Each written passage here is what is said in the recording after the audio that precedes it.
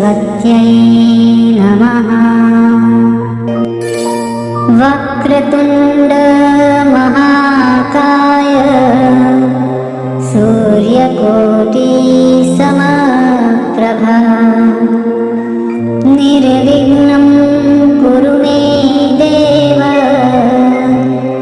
सर्वकार्येषु सर्वदा सर्वकार्येषु सर्वदा। गजाननं भूतगणाधिसेवितं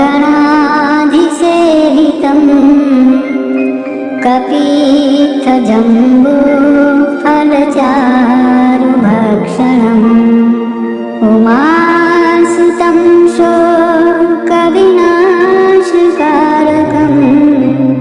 नमामि विघ्नेश्वरपादपङ्कजम्।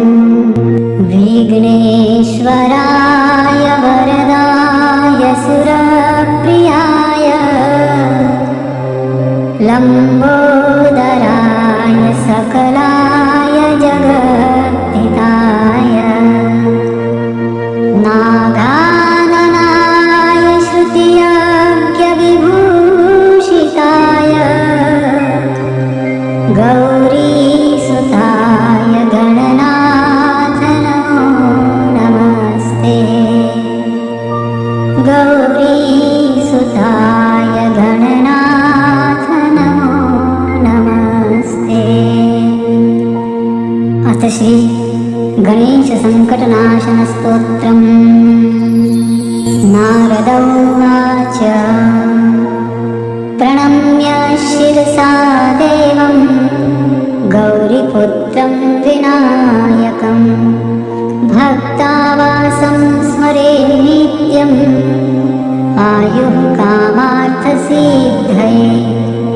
प्रथमं वक्रतुण्डं च एकदन्तं द्वितीयकं तृतीयं कृष्णपिङ्गाक्षं गजवक्त्रं चतुर्थकं लम्बोदरं पञ्चमं च षष्ठं विकटमेव च सप्तमं विघ्नराजं च धूम्रवर्णं तथाष्टमं नवमं भालचन्द्रं च दशमं तु विनायकम् एकादशं गणपतिं द्वादशं तु गजाननं द्वादशैतानि नामानि त्रिसन्ध्यं यः पठेन्नरः न च विघ्नभयं तस्य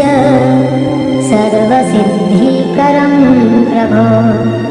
विद्यार्थी लभते विद्यां धनार्थी लभते धनं पुत्रार्थी लभते पुत्रान् मोक्षार्थी लभते गतिम्।